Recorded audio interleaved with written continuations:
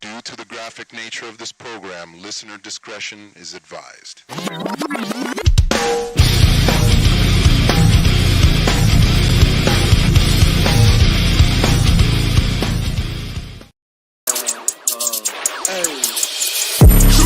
You using a BB, look in the scope and I hit you from 300 yards in the face like it's easy. Jump in the motherfucking whip and we looking for trouble like we hit a loadout. Better run for your life, I'll be breaking you down like an angel that you getting smoked out. Your bitch really wanted to sing. Give me vibrato, better move and I'm out of that bitch. You died, I lead a pussy terminado. These rappers they wanted they hype. I can remember when they didn't write.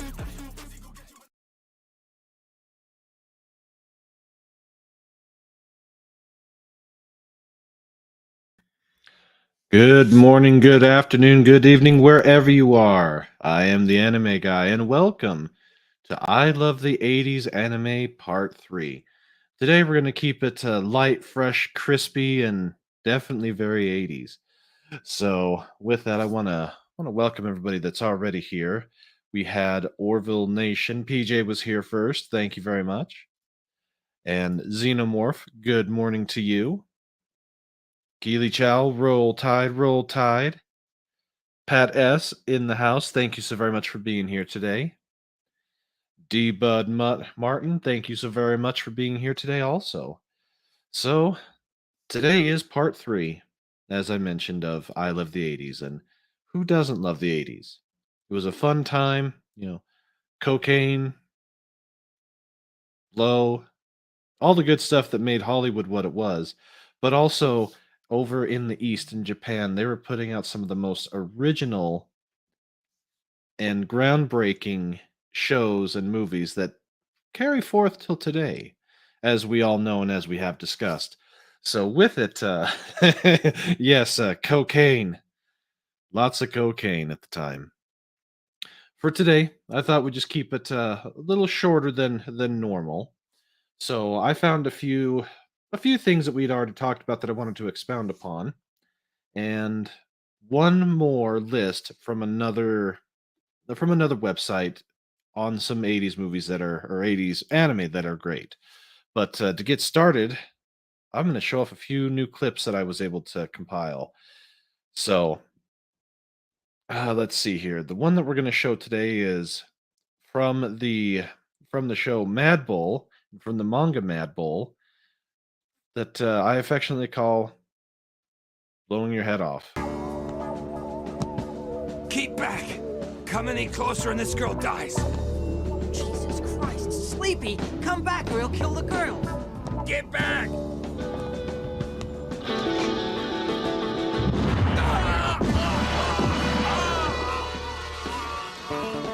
Shit, he's blown his head off. Don't worry, miss, everything is under control.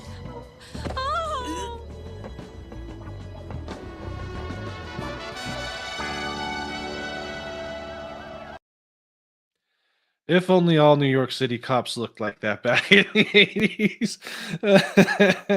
The bad old days of New York City. And I want to welcome in Courtney. Hello, good to see you today. And yes, it is brutal. But that's the world of Mad Bull. And speaking of which, I think that'll be a good place to start. As I mentioned, the original, or the OVA, only had 4 episodes created and it was compiled together and it's readily available on YouTube. But the manga definitely went for longer, and I found a site that actually has the manga available for online viewing. So I'm going to show just a little bit of it here. There we go. From this particular website, which is Manga Kakalot. I probably butchered the name, but I apologize. But as you can see, they've got Mad Bull 34 here in a chapter summary, and they have most, if not all, of the series translated into English. And the short summary of the show, excuse me, is Mad Bull 34 is about the toughest cop in New York City's 34th precinct. Mad Bull, aka John Estes or Sleepy. The story follows his often violent exploits when dealing with the city's criminals with partner Daizaburo Eriban and fellow police officer Perry Valley. Plot: Daizaburo Eri A Japanese American joins New York City's toughest precinct, the 34th. On his first day, he is partnered up with John Estes, called Sleepy by his friends, and Mad Bull by his enemies. A cop who stops crime with his own violent brand of justice, Mad Bull makes no qualms about executing common thieves with shotgun blasts if they even pose a minor threat to him or anyone around them. Mad Bull also often steals from prostitutes and does incredible amounts of property damage while fighting crime. Yes, yes, he does. And as it puts here, Mad Bull 34 is inspired by the high action buddy cop movies of the 70s and 80s. And on the chapter list here, the first chapter is called Junkie and Snatch.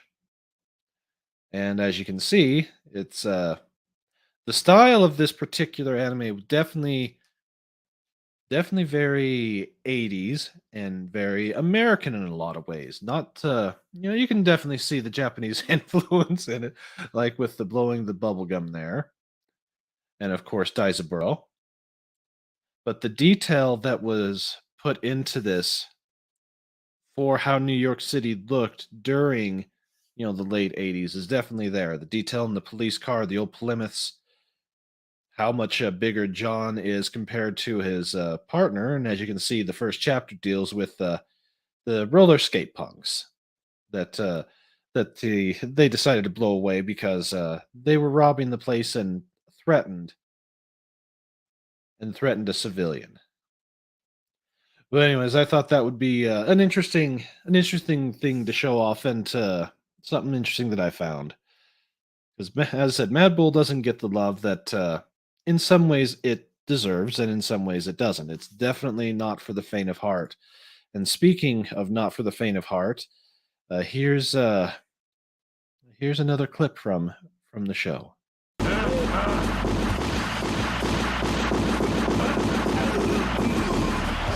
somewhere, huh? All right, mister, get your clothes on. You're gonna be taking a one-way trip down to the slammer.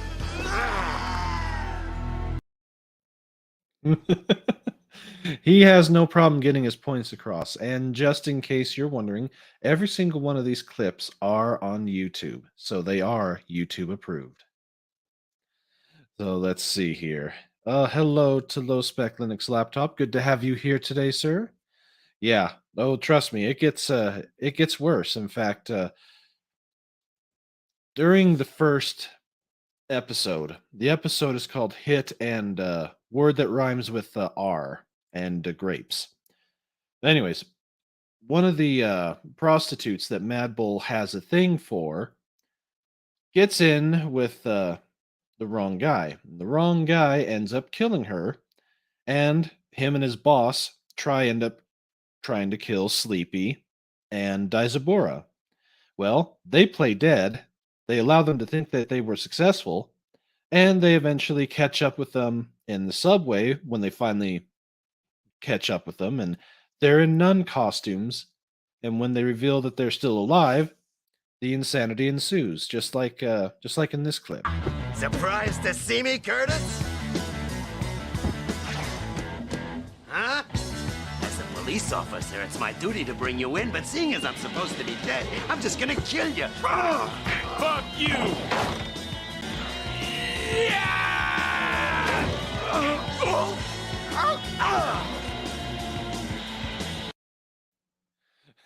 Anyway, the whole subway scene is like 5-6 minutes long, and it's a battle to the death between Curtis and Sleepy. Let's see who else has come in here at this point. Looks like we don't have anybody else. And yes, nuns on the run, but in this case, nuns running toward danger. When everybody thinks you're dead, you can go above the law. Yes.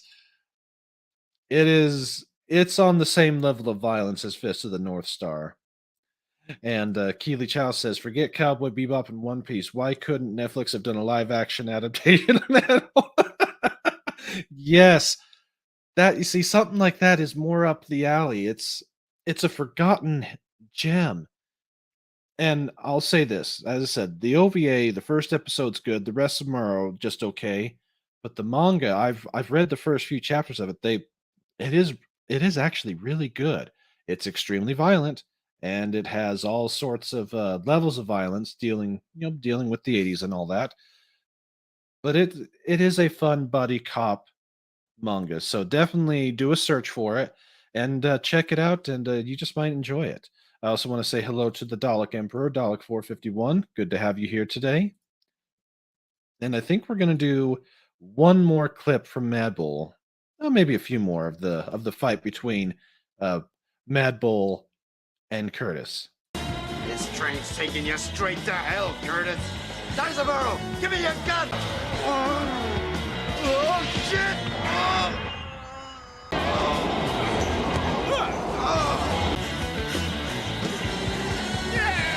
Shoot him! I miss. What if I hit Sleepy by mistake? Shoot him! Blow the motherfucker's brains out!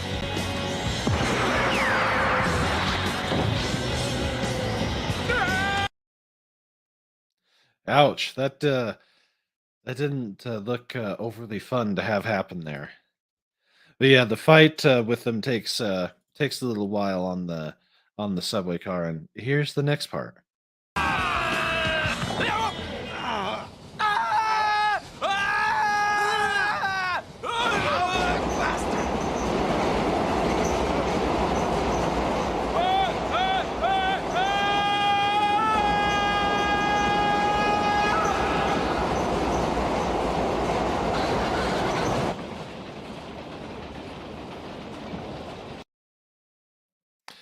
Yeah, they love their blood and gore. What more can I say? And then let's see here. Yes, fatality, and definitely very messy. But the last part is Curtis had a boss who was also on this train, and here is what happens to him when you cross Sleepy.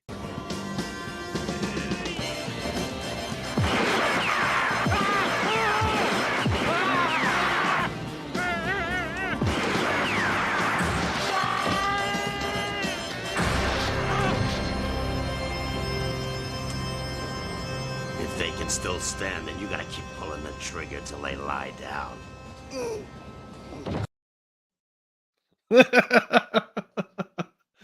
And that is all I'll say about Mad Bull 34 for today. And yeah, that's not over the top at all. Yeah, yes. When the 80s and the OVAs from the 80s, they didn't hold anything back. So if you like everything completely uncensored, it's definitely one to watch. And yes, it is a good philosophy. You keep pulling the trigger until they lie down. Oh. So, the next topic I'm going to touch on here is back in the early days, dubbing was not as common as it is now. And one of the companies that started the dubbing was Streamline Pictures. They actually did quite a few of the shows from the 80s. So I went digging and I found a site that has a list of everything that they did originally. And I thought it was just interesting to see how many shows they had their hands in here in the West and a little bit about them. So let me share this one here. So Streamline Pictures, their original logo. They were it's an American media company that was best known for its distribution of English dubbed Japanese animation.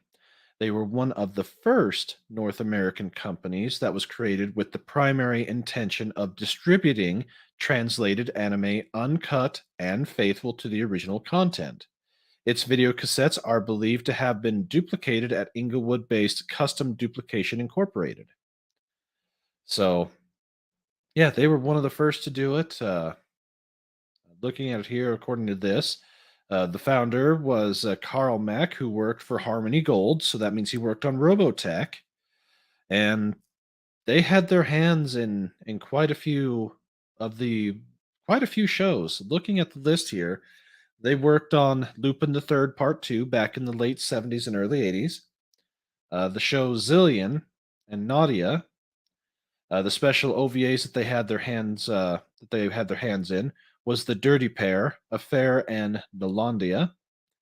Megazone 23, Wicked City, Crying Freeman, A Zillion, Burning Night, Mr. Happy, another one of the Dirty Pair, and then later on, 3 by 3 Eyes, Babel 2, 8 Man After, Kassan Robot Hunter, that they worked for Harmony Gold, Crimson Wolf, and Doomed Megapolis. And then the films, and here's where their credentials really gets established. They worked on Lupin the Third, The Mystery of Mamo, Lupin the Third, The Castle of Cogliostro. Let's see, Cogliostro. Space Adventure Cobra, a show that was mentioned on here before. Barefoot Gen, another one that has been mentioned. Of course, The Professional, Go-Go 13. Lensman, Vampire Hunter D, The Dirty Pair movie, Project Eden, Fist of the North Star, the movie, Lily Cat, Neo Tokyo, Robot Carnival, Twilight of the Cockroaches, My Neighbor Totoro, Kiki's Delivery Service, Silent Mobius, and The Great Conquest, The Romance of the Three Kingdoms. So they even had a hand in a few of the Studio Ghibli films from back in the day. So these guys, they have a very rich history with this. So the original dubs that you hear out there, this is who did it. So I thought it was interesting to see all the stuff they did because I wasn't fully familiar with it, but now that I am, they definitely have a place in my heart for helping me gain a love and appreciation for for this art form. So with that, let's see here. Da-da-da-da-da-da. The Nerdporeal life form owns Zillion. Lupin the Third Part 2, great theme song. Yes, it is. Yes, it is. Lupin the Third is a real classic. Yeah, that they are, and that's one show that I'm wanting to try and get into and check out. In fact, they do have the Costa Gal, that one that I can't pronounce worth a damn. They have it on 4K Blu-ray release, so that's one that I'm gonna pick up here eventually and check out. Before we move on to the last topic, got a few more clips of ultraviolence for you, specifically new ones from Fist of the North Star. Hey, what are friends for, right? Wait a minute. I was talking about the other guy. Silly me. What a foolish mistake. I got a splitting headache.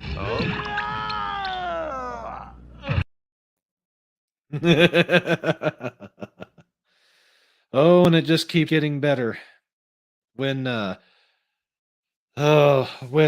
Kenshiro finally ends up confronting his brother Yagi, this is one of the goons that he sends out after him to try and stop him from getting into his fortress.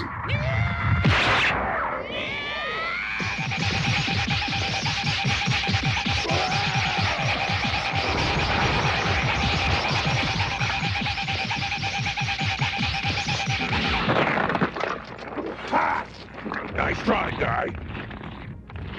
Say your goodbyes, lard ass, because you're already dead.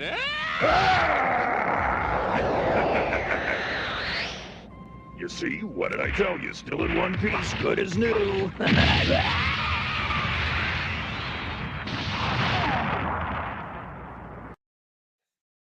Oh yeah. Yeah, it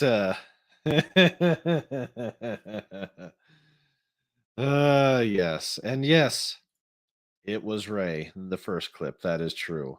And another fatality with a splitting headache. And good morning to you, Pacific 414. Thank you for being here. And Nordporial explains a little bit here. If you like James Bond and Pink Panther, you'll like Lupin the Third. Absolutely. Absolutely. You definitely will.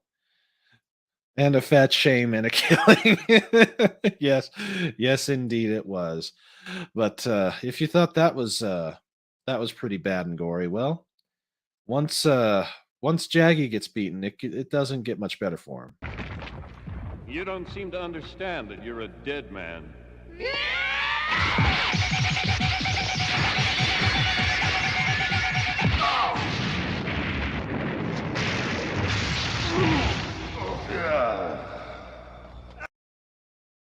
Yeah, and this is what the aftermath of that is. Help? You dare ask me for help? I never realized what an idiot you really are, Jaggy. You're an idiot. You've lost everything, you fool. Everything. Yes, admit it. You've lost and I won. I'm the Fist of the North Star. You're nothing, nothing, do you hear? Just ask anyone. They'll tell you Lord Jaggy is the one who... Jaggy. Damn. What a waste. Yes, what a waste indeed. Yep,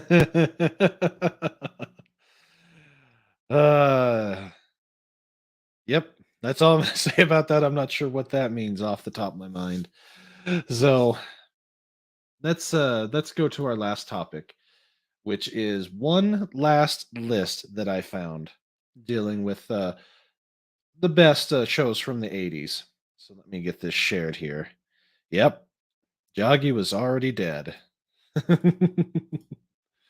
All right, so this particular list comes to us from Fandom Spot by Alec P. And doesn't show me when it was put together, but it's this particular person or group of people's best shows.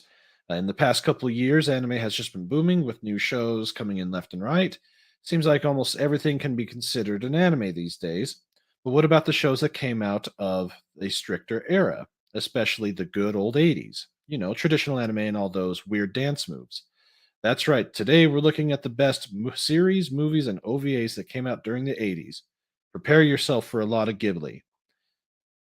Well, as it should be. Studio Ghibli, of course, is one of the best studios out there.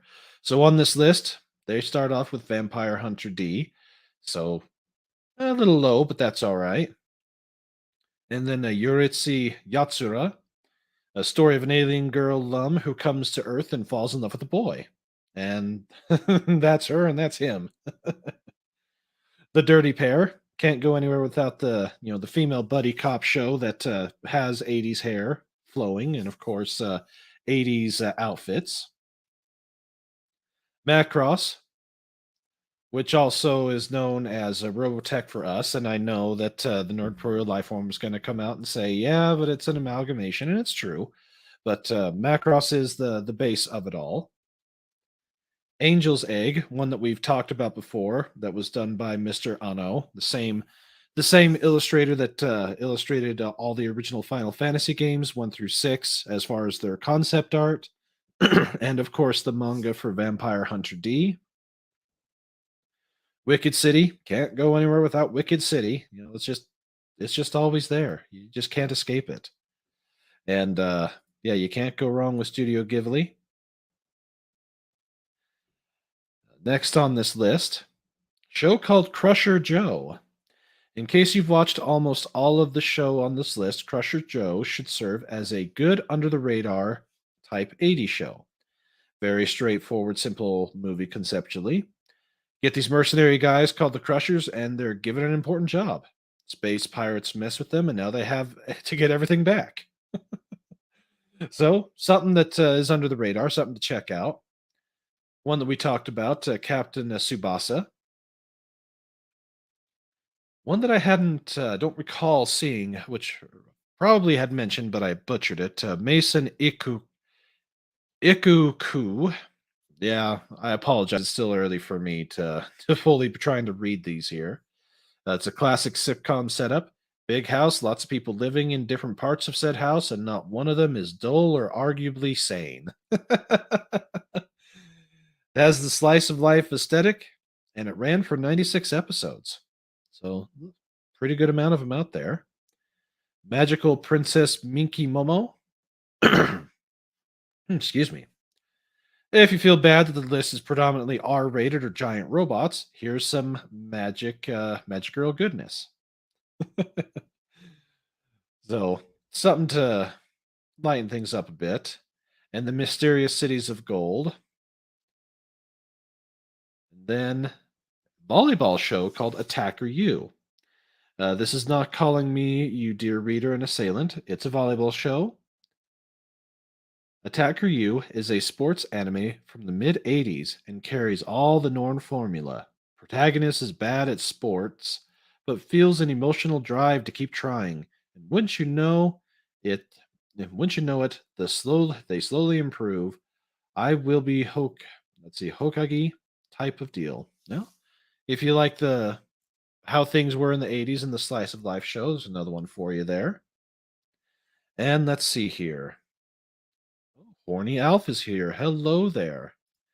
And then the Nerdporial Life Form says, I have Crusher Joe as well. Imagine workers who get involved in Star Wars type situations. Huh? Sounds excellent there. And you got that right. Love Studio Ghibli, very much so. And yeah, who doesn't love cute magical anime girls? I'm not aware of anybody that doesn't, so there's another show for you there. And let's see. Does ever see Dallas, the first OVA by Marumo Oshii? No, I have not. That's one that I'll have to check out. There's still a lot of stuff out there that I haven't seen, but I would definitely like to. Let's get added back in there. Then Diacon. The way that they describe this is so girl gets a visit from guys from outer space and has to deliver water to them, but then fights demons along the way. Now, what could go wrong? And then the show that we started talking about, Ranma One Half, and it's one of those shows that shows just how wild the 80s were. Ranma, let's see, it's like we take our protagonist Ranma and make him adept at martial arts. Then he and his father fall into a river, or in this case, cursed pools. And but sure, the curse is whenever Ranma gets hit by cold water, he turns into a girl and can only revert to being a guy after getting doused with hot water.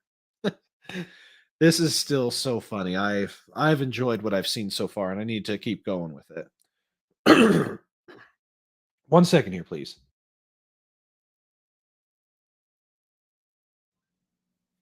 Oh, pardon me. Next on this list is Mobile Suit Zeta Gundam. I know this is right up the Nerdporial Life Forms alley there. So you know your big robots, and it takes place after the original one. Then Saint Seiya, Knights of the Zodiac. Don't let the word saint deceive you.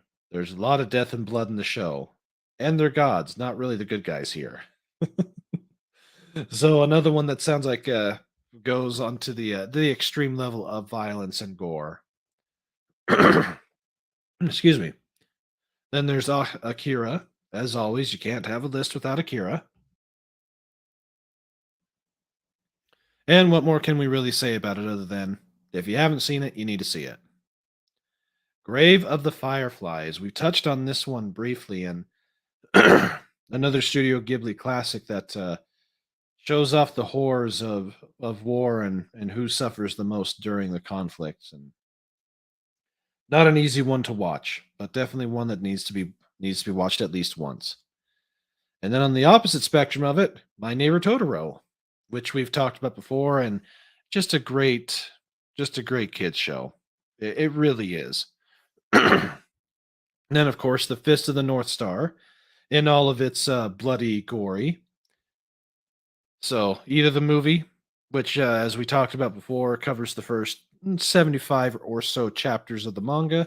Definitely also check out the manga and check out the series to get the full effect of everything. Castle in the Sky. Holy Mother of an opening sequence. Oh, this is one that I still need to watch, so I guess I'm going to have to do that here soon. Another Studio Ghibli fare, and once again, Kiki's Delivery Service, another Studio Ghibli's fare. It's a coming of age story, and it definitely delivers on top tier. Dragon Ball, which as was mentioned, is a favorite amongst others for having a better overall story arc than the more current Dragon Ball Z or any of the others.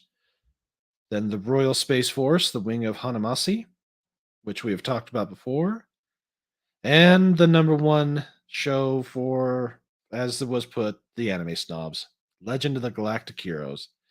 But on the various rankings, it is still one of the top 5, top 10 shows that typically gets mentioned. Doesn't matter the era. So lots of shows to check out and to choose from. And let's see here. Yep, should have seen Dragon Ball coming. Lots of video game site Castle in the Sky like Zelda and Sonic for starters. Yep, that they do. Another good one that's mentioned here is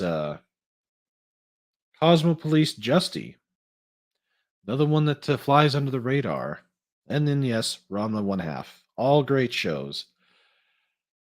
So let's see here. I think we need another little bit. I think it's time for another video clip. But this time we're going to go to a little more modern, new clip that I created that we're going to affectionately call Crazy Bastard. What do I do? What do I do? I could try seducing him.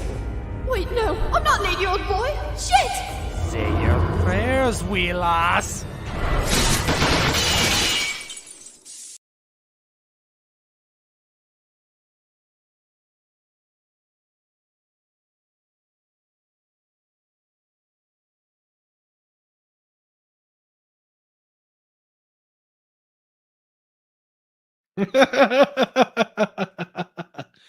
And they owe everything to what came before during the 80s.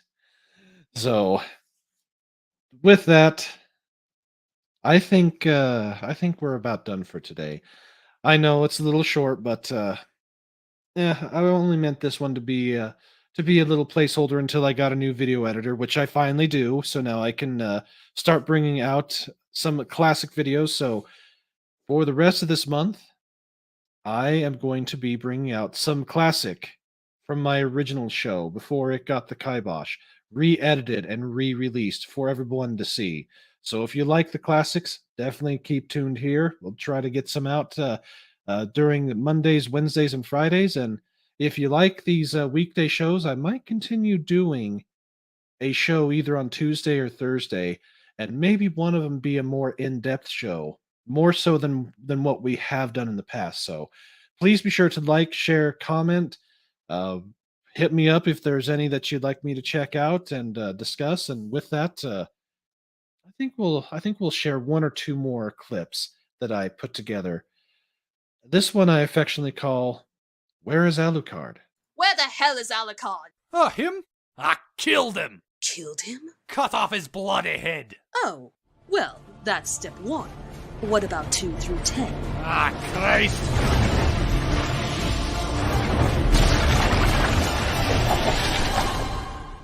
You done goofed. How the blood-soaked Protestant hell did you do that? Fuck you, that's how. You know what? I've had enough of this. To hell with all you dirty heathen. Eat me, don't forget to write.